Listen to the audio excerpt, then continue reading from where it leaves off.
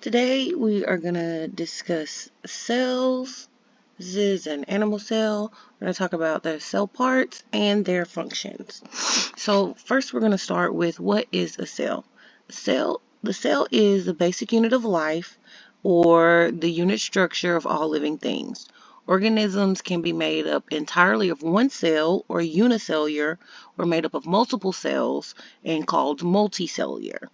So the first thing we're going to talk about is the plasma membrane, and it surrounds the entire cell. You can see it here.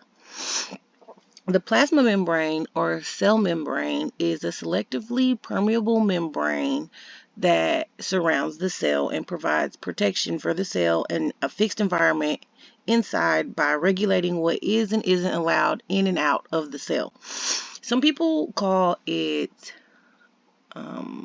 semi-permeable, which is only partially correct because something that is semi-permeable will let anything in and out of a certain size, but the cell membrane is selectively permeable. It only lets in and out what it wants to let in and out when it wants to let it in and out. And it transports nutrients to the cell and transports toxic substances out. Next, we have the cytoplasm, and you can see it is pointed out here. And the cytoplasm is the gelatinous fluid that fills the inside of the cell, which is separated from the outside environment by the cell membrane. It assists in metabolic activity and provides shape to the cell. It fills the cell up, enabling the organelles to remain in position, and all the material inside the cell and outside the nucleus are located inside the cytoplasm. So all of the contents of the cell outside of the nucleus here are inside of the cytoplasm. So microvilli. So this picture actually doesn't show us, but I have another photo. I like this photo better, but it does not have all the structures I want to share. So as you can see here, the microvilli are microscopic cellular membrane protrusions that increase the surface area. They are protrusions of the cellular membrane and the cytoplasm that increase the surface area for diffusion and minimize any increase in volume. And they are involved in a wide variety of functions, including absorption, secretion, cellular adhesion, and mechanotransduction. So let's go back to our other picture. So now we're going to discuss the cytosol, which I don't think is labeled here. Excuse me, I have a head cold. So cytosol is the aqueous component of the cell, which a variety of organelles and particles are suspended. Now this could be a little bit confusing because we just discussed the cytoplasm, but try to remember that cytoplasm is everything in the cell membrane except the nucleus. It contains the cytosol and the organelles where the cytoplasm that is not inside of the organelles is called the cytosol. So everything inside of the cell membrane, but outside any of these things inside the cell membrane is the cytosol. But all of everything inside the cell membrane outside of the nucleus is the cytoplasm. Next, we'll talk about ribosomes. As you can see pointed out here, you have some ribosomes here and some ribosomes here. Ribosomes are tiny, dense, granule-like structures that make protein from amino acids during a process called protein synthesis or translation. They can be found attached to the rough ER here. These are known as bound ribosomes, or floating freely in the cytoplasm, known as free ribosomes. So, next we'll discuss the endoplasmic reticulum, which there are two types. So the endoplasmic reticulum are a network of coiled double-wall membranes continuous with the nuclear membrane.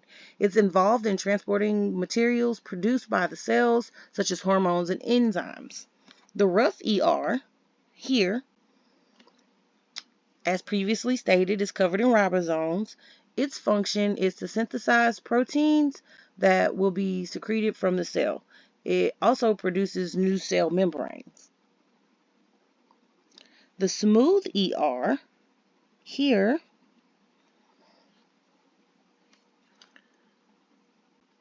produce lipids and hormones, process carbohydrates, modify chemicals that are toxic to the cell, store calcium ions necessary for muscle contraction. Next is the Golgi apparatus over here. The Golgi apparatus, or the Golgi complex, or the Golgi body, is flattened flattened sac-like structures whose primary functions include transporting, sorting, and modification of both proteins and lipids.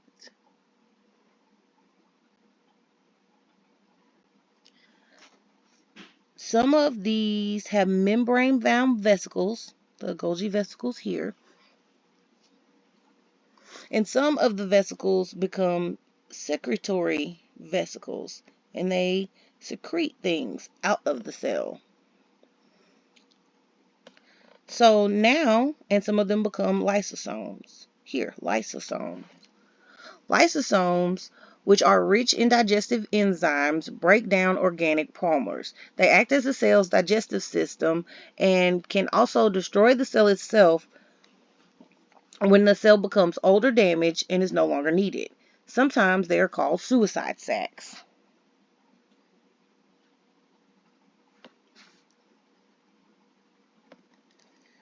Here we have the periosomes.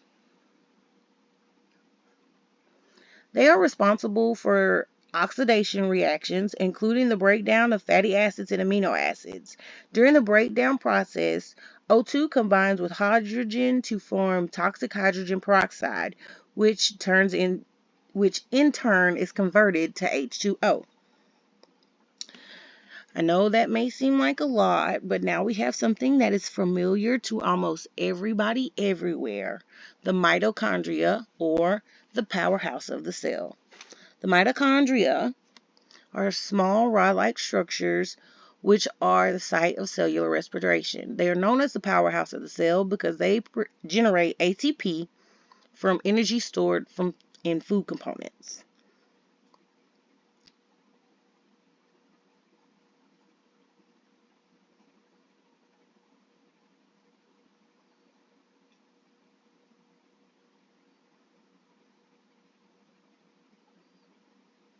So it's not pictured here, but the cytoskeleton are proteins in the cytoplasm, and they maintain the cell shape and influence cell movement. The components of the cytoskeleton are the microfilaments, the intermediate filaments, and the microtubules. So starting with the microtubules here, the microtubules are rigid hollow tubules that are found in the cytoplasm. They support the shape of the cell and help the cell move. They are one of the main components of the cytoskeleton. They are dynamic structures that undergo continual assembly and disassembly within the cell. The intermediate filaments found here are a group of proteins that form a network in the cytoplasm connecting the nucleus to the plasma membrane.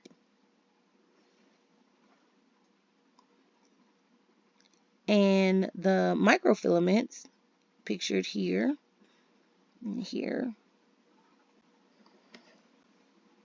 also called actin filaments, are protein fibers that help maintain the shape and keep organelles in place and allow cytoplasm and vesicles to move within the cell.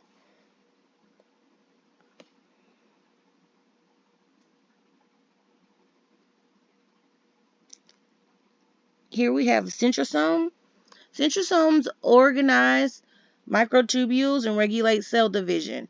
They are made up of two centrioles, which are barrel-shaped organelles that help organize microtubules. Here is the nucleus. The nucleus is a specialized organelle in the animal cell that stores and organizes the cell's DNA and coordinates the cell activities. The nucleus is the cell's control center for DNA replication and transcription and RNA processing all take place within. It's the largest organelle and is typically located in the center of the cell.